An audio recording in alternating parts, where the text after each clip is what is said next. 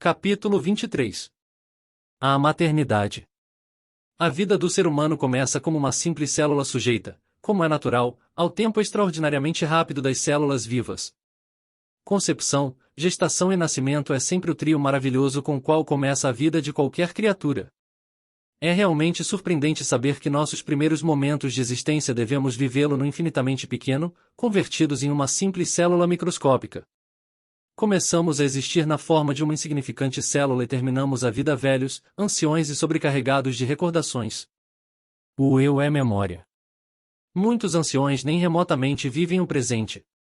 Muitos velhos vivem unicamente recordando o passado. Todo velho não é mais do que uma voz e uma sombra. Todo ancião é um fantasma do passado, memória acumulada, e isso é o que continua nos genes de nossos descendentes. A concepção humana inicia-se em tempos extraordinariamente velozes, porém, através dos vários processos da vida, vai se tornando cada vez mais e mais lenta. A muitos leitores convém recordar a relatividade do tempo. O insignificante inseto que só vive umas quantas horas de uma tarde de verão, parece que quase não viveu. Porém, viveu realmente tudo o que um homem vive em 80 anos. O que acontece é que vive rapidamente tudo o que um homem vive em 80 anos e tudo o que um planeta vive em milhões de anos. Quando o zoosperma junta-se ao óvulo, começa a gestação. A célula com a qual começa a vida humana contém 48 cromossomos. Os cromossomos dividem-se em genes. Uma centena deles ou algo mais constituem certamente isso que é um cromossoma. Os genes são muito difíceis de serem estudados porque são constituídos por umas poucas moléculas que vibram com inconcebível rapidez. O mundo maravilhoso dos genes constitui-se numa zona intermediária entre o mundo tridimensional e o mundo da quarta dimensão. Os genes encontram-se nos átomos hereditários. O eu psicológico de nossos antepassados vem impregnar o óvulo fecundado. Nesta era de eletrotécnica e ciência atômica, de forma alguma resulta exagerado afirmar que o vestígio eletromagnético deixado por um antepassado que exalou seu último suspiro tenha vindo a se imprimir nos genes e cromossomos do óvulo fecundado por um descendente. O sendeiro da vida está formado com as pegadas dos cascos do cavalo da morte. Durante o curso da existência, diferentes tipos de energia fluem pelo organismo humano. Cada tipo de energia tem seu próprio sistema de ação. Cada tipo de energia manifesta-se em seu tempo e em sua hora. Aos 2 meses de concepção, temos a função digestiva e, aos 4 meses de concepção, entra em ação a força motriz tão intimamente ligada aos sistemas respiratório e muscular. É maravilhoso o espetáculo científico do nascer e morrer de todas as coisas. Muitos sábios afirmam que existe uma íntima analogia entre o nascimento de uma criatura humana e o nascimento dos mundos no espaço sideral. Aos 9 meses, nasce a criança. Aos 10, começa o crescimento com todos os seus maravilhosos metabolismos e o desenvolvimento simétrico e perfeito dos tecidos conjuntivos. Quando a fontanela frontal dos recém-nascidos se fecha, aos 2 ou 3 anos de idade, é sinal que o sistema cérebro-espinhal ficou perfeitamente terminado. Muitos cientistas disseram que a natureza tem imaginação e que esta imaginação dá forma vivente a tudo que é, a tudo que foi e a tudo que será. Infinidade de pessoas riem da imaginação e alguns até chamam-na de a louca da casa. Em volta da palavra imaginação, existe muita confusão e são muitos os que confundem a imaginação com a fantasia. Certos sábios dizem que existem 2 imaginações. A primeira chamam de imaginação mecânica e a segunda de imaginação intencional. A primeira está constituída por resíduos da mente e a segunda corresponde ao mais digno e decente que temos dentro. Através da observação e da experiência, podemos verificar que existe também um subtipo de imaginação mecânica, morbosa, infraconsciente e subjetiva. Essa subimaginação automática funciona por baixo da zona intelectual.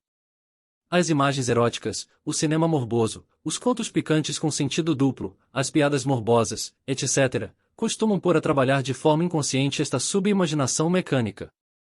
Análises de fundo levaram-nos à conclusão lógica de que os sonhos eróticos e as poluições noturnas são devidos à subimaginação mecânica. A castidade absoluta resulta impossível enquanto existir a subimaginação mecânica. É, a todas as luzes, perfeitamente claro que a imaginação consciente é radicalmente diferente disso que se chama imaginação mecânica subjetiva, infraconsciente e subconsciente.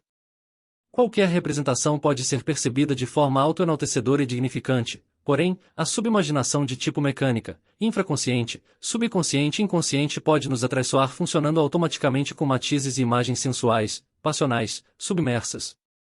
Se quisermos a castidade integral, unitotal, de fundo, necessitamos vigiar não somente a imaginação consciente como também a imaginação mecânica e a subimaginação inconsciente, automática, subconsciente e submersa. Não devemos esquecer jamais a íntima relação existente entre sexo e imaginação.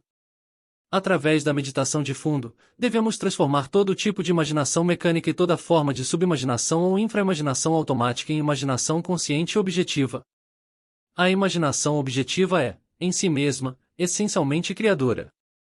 Sem ela, o inventor nunca teria conseguido conceber o telefone, o rádio, o avião, etc. A imaginação da mulher em estado de gravidez é fundamental para o desenvolvimento do feto.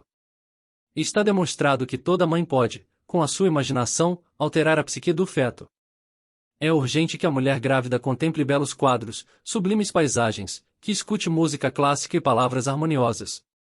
Assim, poderá operar sobre a psique da criatura que leva em suas entranhas. Harmoniosamente. A mulher grávida não deve beber álcool, fumar nem contemplar o feio, o desagradável, porque tudo isso é prejudicial para o harmonioso desenvolvimento da criatura. Há que se desculpar todos os caprichos e erros da mulher grávida.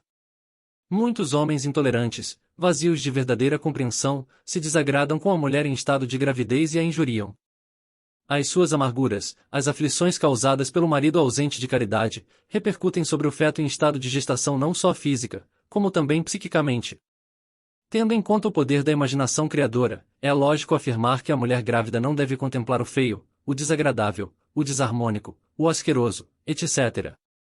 Chegou a hora de os governos começarem a se preocupar em resolver os grandes problemas relacionados com a maternidade. Resulta incongruente que, em uma sociedade que se declara cristã e democrática, não se saiba respeitar e venerar o sentido religioso da maternidade.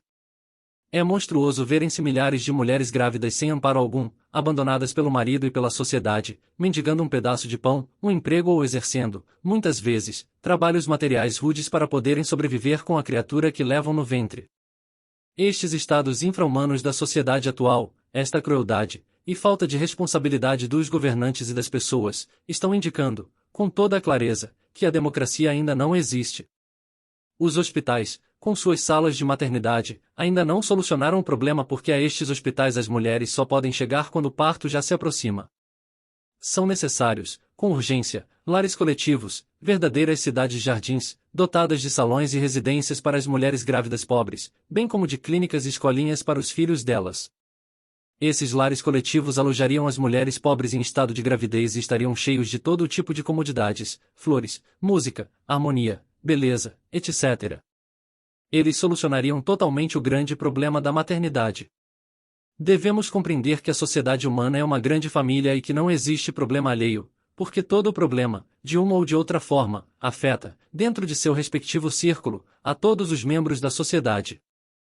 É absurdo discriminar as mulheres grávidas pelo fato de serem pobres. É criminoso subestimá-las, depreciá-las ou recolhê-las a um asilo de indigentes.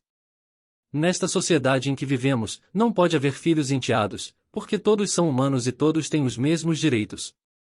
Precisamos criar a verdadeira democracia, se é que, de verdade, não queremos ser devorados pelo comunismo.